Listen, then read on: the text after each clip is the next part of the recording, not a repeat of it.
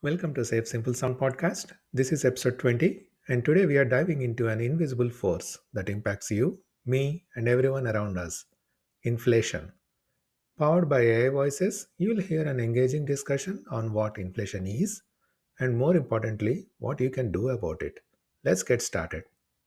Imagine if every dollar in your wallet was slowly disappearing, not through theft, but through something far more subtle. What if I told you that right now, your money is literally shrinking in value, even as you sit here listening? Wait, what do you mean? Are you saying my money is just vanishing? How is that possible? And why haven't I noticed? Great question. We're talking about inflation, the silent economic force that's been reshaping personal finances for generations. Think of it like a gradual tide that's constantly eroding the purchasing power of every dollar you own. In 1970, $100 could buy a week's worth of groceries. Today, that same $100 might barely cover 2 or 3 days. And this isn't just about rising prices. It's about understanding a fundamental economic mechanism that touches every aspect of our financial lives. So, inflation is this pervasive force that's constantly reshaping the value of money. But what I find particularly fascinating is how unevenly it affects different parts of the economy. Can you break down for us how inflation's impact can vary across different economic sectors? Absolutely. One of the clearest examples is in durable goods, things like cars, appliances, and electronics. While their prices might initially spike due to supply chain issues or increased demand, over time, technological improvements and market competition often drive those prices back down. So even in an inflationary environment, you might see the real costs of some durables actually decrease. That's so counterintuitive. I always assumed inflation just meant prices going up across the board. So you're saying my smartphone might actually become more affordable over time, even with inflation? Exactly.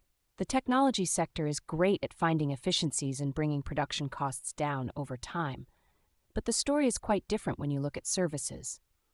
Things like healthcare, education, childcare, these tend to see prices climb much more consistently. And why is that? What makes services different? While services are inherently more labor-intensive, while goods production can benefit from technological efficiencies, reducing the labor needed, services rely heavily on human capital. As wages rise with inflation, the costs of those services tend to rise in tandem. I'm seeing how this fits with our discussion of cost push inflation. Rising costs get passed on to the consumer, and with services, the main rising cost is wages. Exactly. And this touches on another key distinction: essential versus discretionary spending. Can you elaborate on how inflation treats these differently? So your essential needs, food, housing, healthcare, these tend to see more stable but persistent price increases. The demand is inelastic since they're necessities. In contrast, discretionary items like entertainment or luxury goods can see more price volatility. As households feel the pinch of inflation, they often cut back on these discretionary purchases first. This really highlights why it's an oversimplification to just talk about inflation as one monolithic force. Different sectors and categories can have vastly different experiences. Well said. And that brings us to a crucial question. What level of inflation is normal versus problematic? We often hear about the Federal Reserve's inflation targets. Right? In a healthy economy, we actually want a small amount of inflation, typically around 2% annually. This encourages spending and investment and gives businesses room to grow. The trouble starts when inflation significantly exceeds those targets. Because that's when it starts eroding purchasing power more rapidly, outpacing wage growth. Savings lose value faster, fixed incomes don't stretch as far. Exactly. And that's the challenge we're grappling with now. How do households and businesses adapt in the face of these inflationary pressures? Now, I want to focus on some real world examples. Can you think of any goods or services in your life where you've noticed prices behaving differently? I was just thinking about my monthly subscriptions, things like streaming services and apps. While most of my expenses seem to keep climbing, those digital subscription prices have been remarkably stable. I guess that fits with what we were saying about technology and competition keeping prices steadier. That's a great example, and it illustrates an important point. As consumers, we have the power to be strategic about where we allocate our spending. Leaning into categories that are less inflation sensitive can help cushion the overall impact on our budgets. I love that. It's about being a smarter, more adaptable consumer. Right? Like accounting for those different inflation rates across different spending categories. I'm realizing I can't just budget with one broad inflation number in mind. Exactly. And remember, this all ties back to those key inflation metrics we explored last time, things like the Consumer Price Index, or CPI. Those sector-specific inflation numbers can be a great resource for more nuanced budgeting. Speaking of those inflation metrics, I think this is a great opportunity to highlight how we can use that data strategically. What are some key ways individuals can leverage sector specific inflation data to make smarter financial decisions? Absolutely. One powerful approach is to use that data to inform your budgeting. By understanding which categories are seeing the highest inflation rates, you can adjust your spending accordingly. Maybe that means allocating a bit more to groceries and a bit less to entertainment. That makes sense. So it's about being proactive and adapting your spending to the changing economic landscape. Exactly. And this connects to another key point, the power of substitution. Can you explain how strategic substitution can help consumers navigate inflation? Definitely. Substitution is all about finding more cost-effective alternatives. Let's say meat prices are rising rapidly due to inflation. A savvy consumer might opt for more plant-based proteins or cheaper cuts of meat. It's about being flexible and willing to adjust your consumption habits. I can see how that would add up over time. Small substitutions, guided by an awareness of those category-specific inflation trends, could make a big difference in managing your overall expenses. And that's the key takeaway here. Inflation doesn't have to be this uncontrollable force. By understanding how it works and staying attuned to the data, we can make informed choices that help mitigate its impact. That's right, and it goes beyond just personal finance. Businesses can use this same approach to manage their costs and pricing strategies. By anticipating inflation trends in their key inputs, they can adapt and stay competitive. This really underscores the importance of economic literacy. The more we understand these forces, the better equipped we are to navigate them. Well said. And that's precisely why we do these deep dives, to empower our listeners with the knowledge and tools to thrive in any economic climate.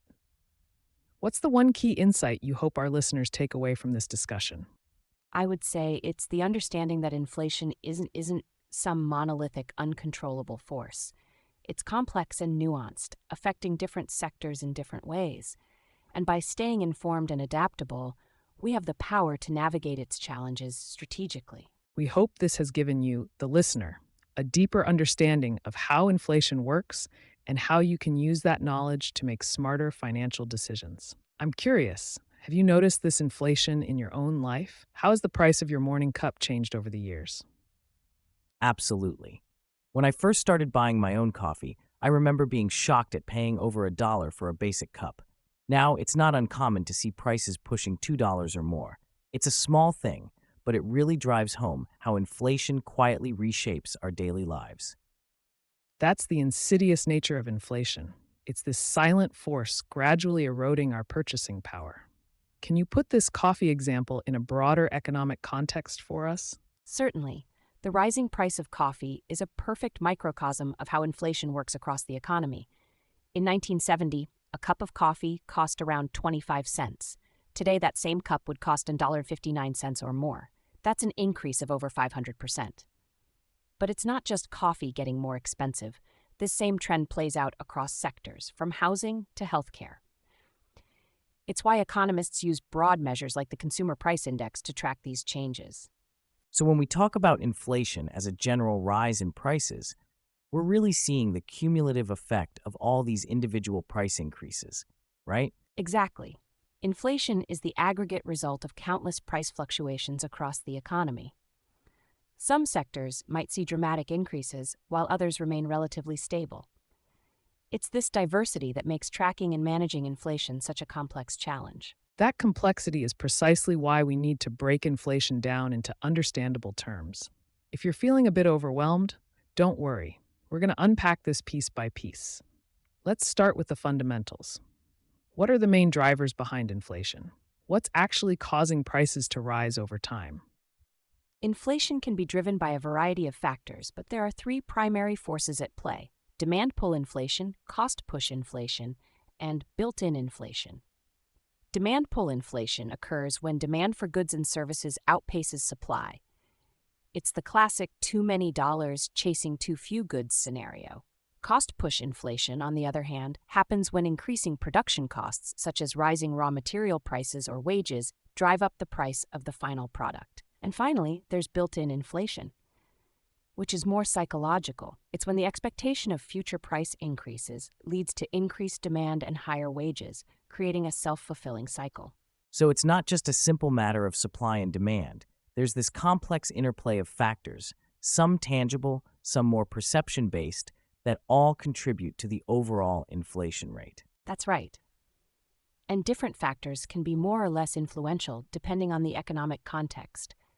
For example, during a supply chain crisis, you might see cost-push factors dominating. In a booming economy, demand pull forces could be the primary driver. This underscores why having a nuanced understanding of inflation is so crucial. By recognizing these different forces, we can develop more targeted and effective strategies for managing its impacts. I'm curious, based on what we've discussed so far, what's one key insight you'll take away from this? For me, it's the realization that inflation isn't this monolithic force. It's the result of diverse, complex, and sometimes competing factors. Understanding that complexity is the first step to developing an effective inflation strategy, whether for my personal finances or for navigating it as a society. I couldn't agree more. We covered a lot of ground today, from the everyday impact of inflation to the economic forces driving it.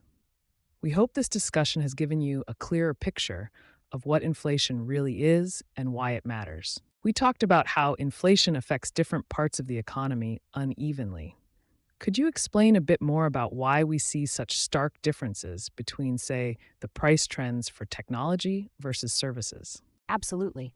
This is a great example of how nuanced the inflation story really is. When we look at durable goods like electronics, we often see prices actually falling over time, even as overall inflation rises. This is largely because technology enables us to manufacture these products more efficiently over time.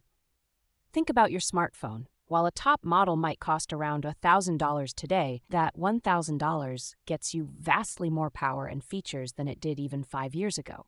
In a sense, you're getting more value for your dollar, counterbalancing inflationary pressures. Services, on the other hand, tend to rise in cost more steadily. This is because services are inherently labor-driven and thus more directly impacted by wage increases. Technology can help make some service provision more efficient, but there's a limit to how much it can replace the human element. That's a fascinating distinction. So when we talk about inflation, we're really looking at the interplay of all these different sector-specific trends. It's not just a monolithic force. Exactly. And this is where our earlier discussion of different inflation types comes into play. Could you walk us through how these sector differences might be influenced by demand pull, cost push, or built-in inflation pressures? Certainly. Let's take the technology sector as an example. Here we often see a mix of forces at play. On one hand, the constant innovation in this space drives demand for the latest gadgets, which could contribute to demand pull inflation. On the other hand, the efficiency gains from improved manufacturing could help mitigate cost push pressures. In the service sector, we might see more impact from built-in inflation. If service providers expect prices to rise, they may preemptively raise wages, leading to higher costs passed on to consumers. So in evaluating inflation's impact, it's not enough to just look at the headline number. We need to understand the underlying dynamics in each part of the economy. Precisely. And this has major implications for both policymakers trying to manage inflation and individuals trying to navigate their personal finances. That's a great segue into what I wanted to discuss next, the practical, individual level impacts of inflation. Based on what we've covered so far, what do you think are some of the key things individuals need to consider in an inflationary environment? Well, I think one key point is that not all price increases are created equal. If I'm allocating my budget, I need to account for the fact that some areas, like healthcare or education, are likely to see more consistent cost increases, while others, like consumer electronics, might actually become more affordable over time. I also think it's important to consider how inflation might affect my savings and investments. If my money is sitting in a basic savings account, its purchasing power is likely being eroded over time. Those are excellent insights, and they highlight why having a nuanced understanding of inflation is so crucial for making informed financial decisions. Could you expand on some strategies individuals might use to protect their purchasing power in the face of inflation? There are a few key strategies to consider. First, as you noted, it's important to ensure your money is working for you. This might mean investing in assets that have the potential to outpace inflation, like stocks or real estate. It's also wise to consider the timing of major purchases. If you're in the market for a new car, for example, you might want to weigh the likelihood of future price increases against the potential for technological improvements that could give you more bang for your buck down the line. Finally, I'd advise paying close attention to the specific inflation trends in your biggest expense categories. If you're seeing consistent increases in your grocery bill, for instance, you might want to adjust your budget or look for ways to economize in that area. Those are great practical tips. It really drives home for me how understanding inflation isn't just an academic exercise. It has real implications for our daily financial lives. Absolutely. I'd like to bring us back to the coffee example we started with to really drive this home. Given what we've discussed about the different types of inflation and their uneven impacts, how might we see these dynamics play out in something as simple as the price of our morning coffee? The coffee example is a great way to tie all these pieces together. When we think about what goes into that $1.59 cup of coffee, we're really looking at a microcosm of the broader economy. The price of the coffee beans themselves would be influenced by global commodity markets, which can be sensitive to supply disruptions, a classic example of cost-push inflation. If a major coffee-producing country experiences a drought or a labor strike, that could drive prices up across the board. But coffee shops also have to contend with rent, utilities, and labor costs, which may be more influenced by built-in inflation expectations. If the shop owner expects prices to rise over the coming year, they may preemptively raise prices to cover their anticipated costs. And from the consumer perspective, the decision of whether to keep buying that daily cup of coffee at higher prices would be a question of demand pull forces, right? If enough people are willing to pay $1.59 or more for their caffeine fix, that could keep prices elevated. Exactly. And this is where we see the interplay of sector-specific trends.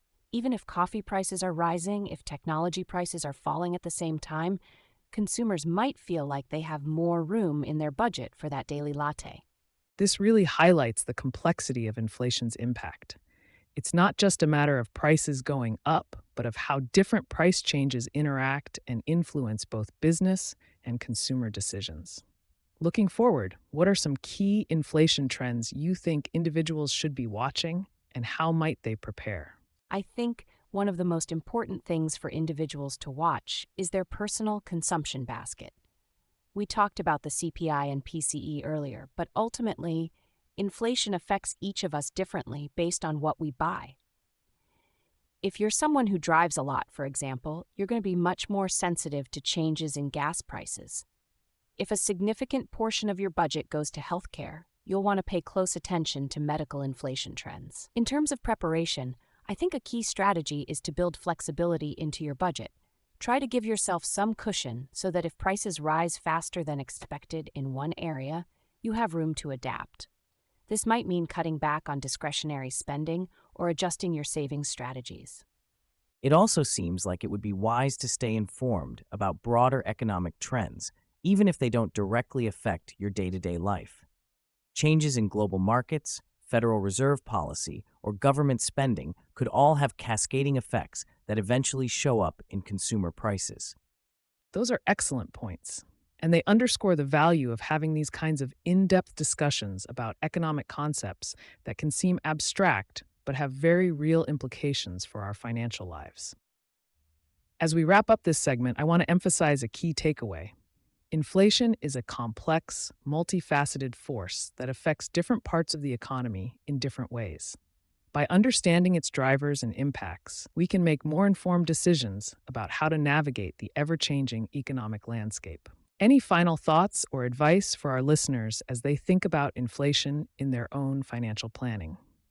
I would just reiterate the importance of staying informed and adaptive.